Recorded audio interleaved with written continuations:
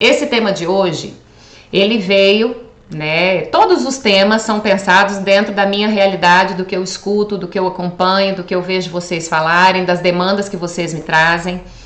E esse tema de hoje não é diferente. Então, assim, eu falo muito para vocês, mas hoje eu quero detalhar um pouquinho mais sobre essa questão da fome física e da fome emocional. E quero também trazer para vocês, até o final da live, alguns pontos, né, que ontem eu fiquei pensando à noite depois que eu deitei. Eu fiquei matutando, né, e eu encontrei alguns pontos que eu vejo que impedem mulheres de se posicionarem, essa é a palavra, de se posicionarem realmente a seu respeito, de se posicionarem dentro de um processo de emagrecimento, de falar, sabe aquele dia do chega que eu falo pra vocês, que eu já vivi, que muitas de vocês eu sei que já viveram? Então, esse dia do chega, muitas mulheres não vivem, porque existem alguns pensamentos que acabam atrapalhando, e eu quero ver se no final eu consigo ainda falar sobre isso com vocês. Algumas coisas que foram passando pela minha cabeça ontem, e que eu acho que vocês vão concordar comigo, tá? Vocês conhecem a diferença de fome física e de fome emocional? Vocês já ouviram falar sobre isso? Já tinham ouvido falar sobre isso antes de me conhecer? Você já tinha alguma noção dessa questão aí do que é fome física, de fome emocional? Que existem diferentes tipos de fome. Muita gente acaba botando fome num único pacote, né? Eu estou com fome. Mas existem, na verdade, assim, eu coloco em dois grandes grupos, fome física e fome emocional. Mas dentro da fome física existem mais 6 classificações diferentes que estão associadas à falta de sono. Existe a fome de falta de sono, existe a fome que é sede, existe a fome por excesso de alimentos doces, existe a fome por falta de proteína, existe a fome, então assim, existem outros tipos de fome, mas todos estão associados à fome física. E existe a fome emocional. Vamos entender as duas, tá bom? Como o nosso forte aqui é falar muito sobre a questão das emoções associadas à alimentação, eu vou explicar para vocês primeiro a fome física e em seguida eu vou explicar a fome emocional. Dentro da questão da fome física, existem algumas características que a gente leva em consideração para dizer que é uma fome física. A primeira delas, que todo mundo já sentiu em algum momento da vida, é a barriga roncando. Aquele estômago doendo. Sabe quando você tá com tanta fome, que às vezes você ficou um período tão grande sem comer, que a sua barriga começa a te dar sinais, começa a fazer barulhinho, ou começa a roncar, ou começa a doer, às vezes dá até um pouquinho de enjoo de tanta fome? Isso é uma das principais características da fome física, é a fome fisiológica, é aquela que o seu corpo te avisa porque você está sem se alimentar já há algum tempo. Então é algo natural que independe de você, independe do que você pensa, independe do que você sente. É um estímulo natural do seu corpo que ele te manda para te manter viva. Então se está faltando nutriente, ele vai te mandar um recado por meio dessa fome dizendo para você, olha, come, estou precisando.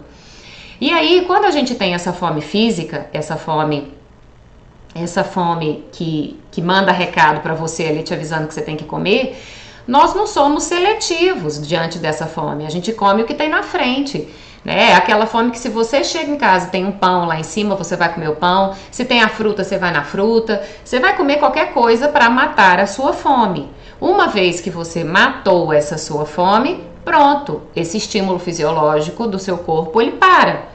Ele te avisa, pronto, pode parar de comer, já estou satisfeito. Então é bem diferente da fome emocional. Agora eu vou aqui um pouquinho entrar na fome emocional com vocês. A fome emocional, ela já não te manda esse recado pelo teu estômago. Ele não ronca, você vai até procurar essa sensação de fome, mas não vai encontrar. Só que, na verdade, a fome emocional faz que você tenha necessidade de comer, inclusive, determinados alimentos. Quando você está numa condição de fome emocional, por exemplo, vamos usar um exemplo do que eu tenho escutado muito. Por exemplo, olha só, uma pessoa hoje, né, passando pela pandemia, isso tem gerado angústia, isso tem gerado insegurança, né, medo. E esse tipo de sentimento faz com que aquele, né, núcleo nosso, lembra lá do núcleo accumbens, aquele que a gente tem lá na cabeça? Ele vai despertar em você um desejo para que você coma algo, para que você sinta conforto, para que no instante que você come, você se esqueça daquela sensação ruim que você está sentindo.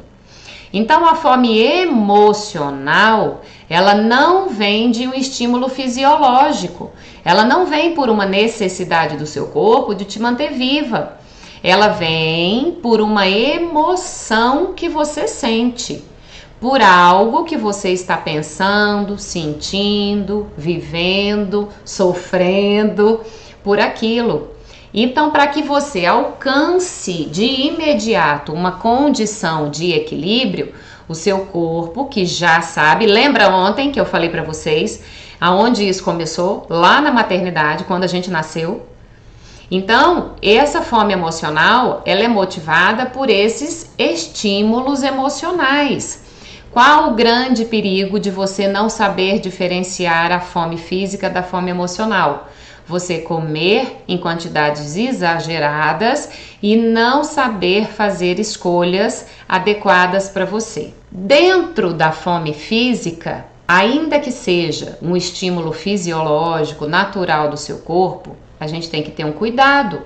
Por quê? Porque se eu fico muito tempo sem comer, se eu demoro muito para me alimentar, se eu faço um período de jejum muito grande ao ponto de eu sentir fome, quando eu vou comer, eu corro o risco de exagerar. A minha fome, meu apetite vai estar tão grande que eu vou comer tão rápido e com isso eu posso exagerar na quantidade. Eu vou sempre traçar um paralelo para vocês. E qual o grande perigo de você comer motivado pela fome emocional? Você fazer escolhas ruins, de você entrar numa condição de compulsão alimentar, de comer também de maneira descontrolada. Na fome física, a gente pode descontrolar pelo excesso de fome. Na fome emocional, você pode se descontrolar pelo excesso de emoção. Então, a gente tem que ter muito cuidado. E olha só, gente, você já pensou então uma pessoa que se ela demora para comer, se ela tá na fome física e ainda ela leva a fome emocional para dentro dessa comida? Olha o tamanho do problema que essa pessoa arranja. E sabe por que a gente não consegue diferenciar? E muitas vezes a gente não sabe qual é a diferença porque a gente não para se observar. Eu vou ensinar isso para vocês lá na MED. Eu vou ensinar alguns exercícios para vocês fazerem, para que vocês todos os dias, antes de cada refeição, vocês se percebam, que vocês lá parem por um minuto para se observarem. Mas o que é que você tem que saber para hoje? Que há diferença de fome.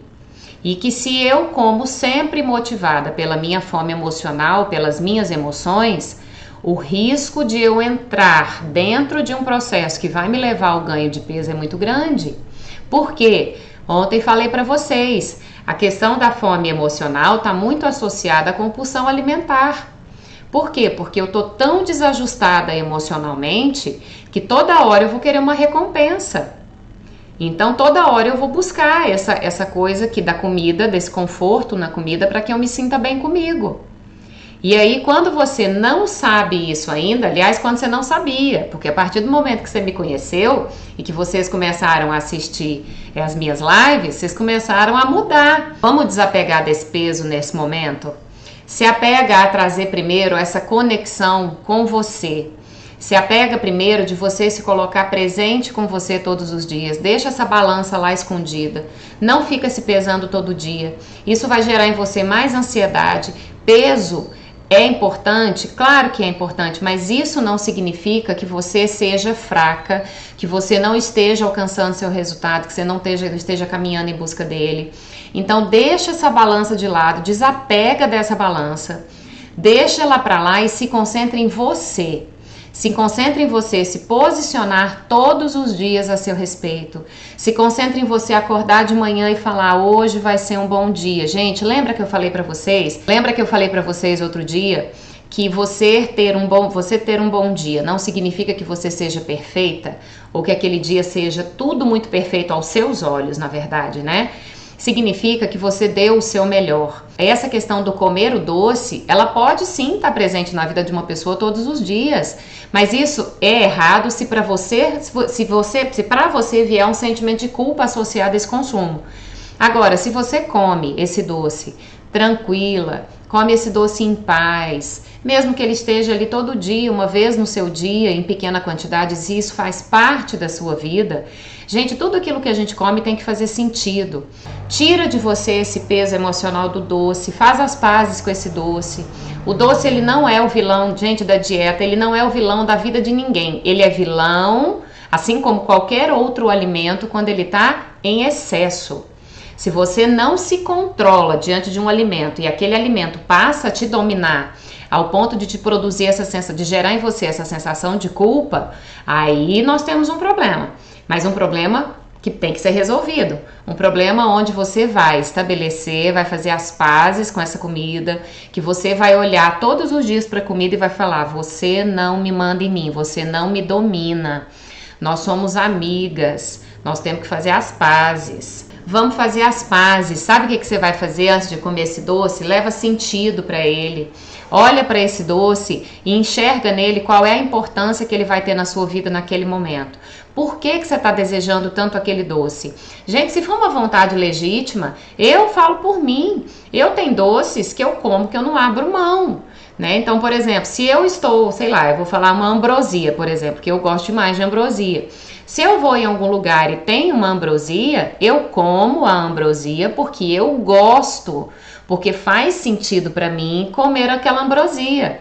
Mas eu como e como uma quantidade pequena, que eu acho que para mim é suficiente, para que eu não me sinta nem, vamos dizer assim, cheia demais, mas também que eu não fique passando vontade.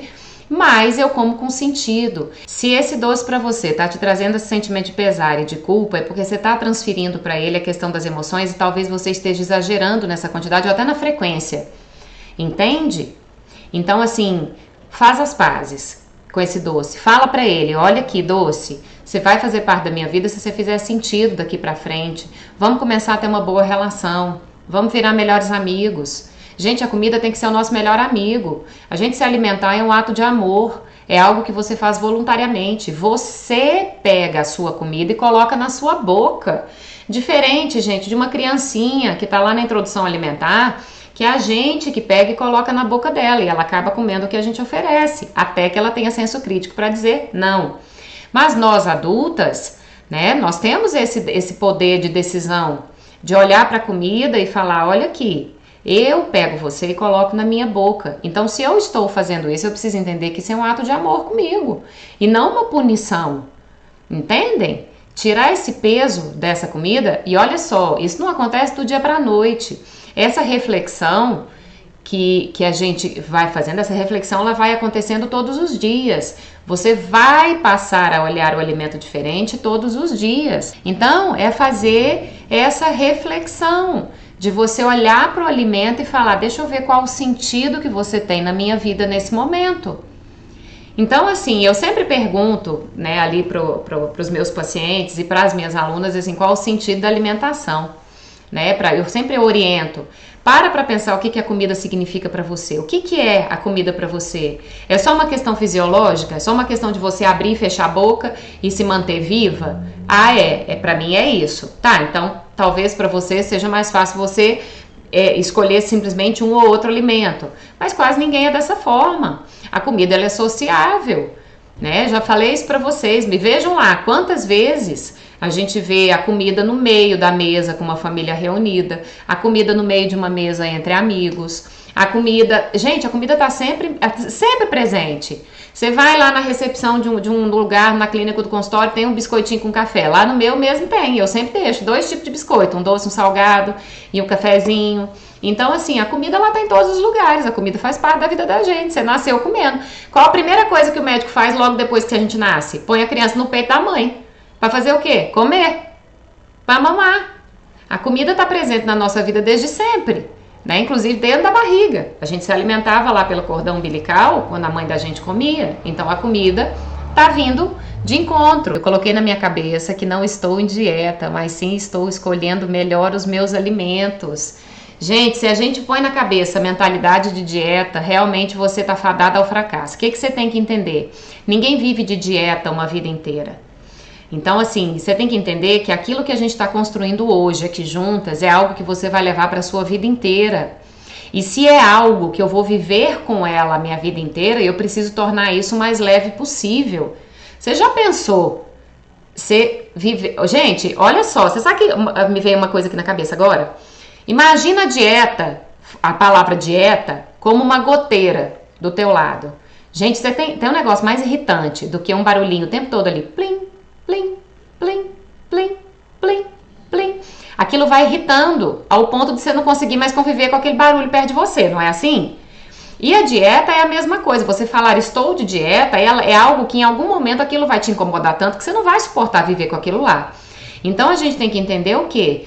Que tudo começa aqui, que vocês já estão entendendo isso, que tudo começa aqui na mente, nas emoções, que você tem que saber a diferença da fome física e emocional para que você identifique em você as suas emoções e o quanto você leva essa emoção para a sua alimentação, para que você comece a alcançar essa mudança, para que você comece a viver esse processo de emagrecimento, para que você faça as pazes com a comida, para que você faça as pazes com você, principalmente. Muita gente entra em processo de emagrecimento querendo se punir. Nossa, agora pronto, agora eu engordei, eu tô acima do peso e eu vou ter que emagrecer. E aí você se castiga dentro daquele processo de emagrecimento, se privando de comer coisas que você gosta. Gente, é como se você se autoflagelasse, como se você pegasse um chicote ali e você ficasse se batendo assim, ó. É a mesma coisa. Eu também ontem comi muito porque estava muito triste, me senti péssima depois de muito tempo. Pronto, então olha só, você está tendo essa compreensão dessas suas emoções. Você já está entendendo, você já identificou que ontem você comeu motivada pelas emoções. Isso é um progresso enorme. Porque, gente, olha só, você compreender que você tem essa questão emocional envolvida, que você precisa de ajuda, é super importante. Quer dizer, é o primeiro passo já para que você alcance, já, né, que você caminhe em busca do seu equilíbrio. Porque quando a gente vive na ignorância no sentido de não conhecer, de não saber, de não identificar. Quando a gente vive nessa condição de ignorância, de você não saber por quê, é muito mais complicado. Agora, quando você começa a entender, quando você começa a saber o sentido daquilo que está acontecendo com você, por que você está comendo daquela forma, começa a ser para você totalmente diferente. Que sempre me perguntam se vocês têm que trocar leite integral por leite desnatado, por leite semi-desnatado, né? Como é que funciona tudo isso? Não precisa trocar leite integral por leite desnatado. Vou explicar por quê, tá? Leite integral tem 3% de gordura. Leite desnatado tem 1,5%. Só que a diferença de consistência é muito grande de um leite para o outro. O leite desnatado, ele é uma aguinha, né? Ele é muito ralinho. E fora isso, quando a gente tira a gordura do leite, você tira muitas vitaminas, que seja a DEC, né? Que é a A, a D, a E e a K, a DEC.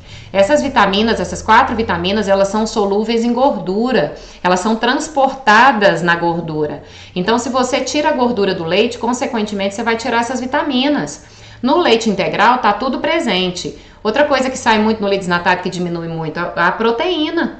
Fica muito ralinha, ele não é um leite rico. Então, assim, vai consumir leite, pode usar o leite integral mesmo, não precisa trocar por leite desnatado não, a diferença é muito pequenininha. Meu problema é que quando como, eu acabo exagerando, eu sou obrigada a ficar na dieta restritiva para ter algum resultado. Não é obrigada não, você não é obrigada a nada, você não é obrigada a ficar na restrição. Eu tenho explicado muito isso aqui para as meninas, restrição gera compulsão. Você mesma já falou o que acontece.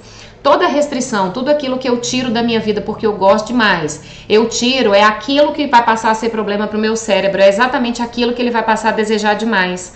Então, quando você faz isso, você está dizendo o que para o seu cérebro? É proibido. Ah, mas eu comi um pouquinho. Ah, era proibidão. Agora eu comi um pouquinho, eu como muitão. E come com culpa. Vamos libertar você dessa coisa da restrição. Restrição gera compulsão.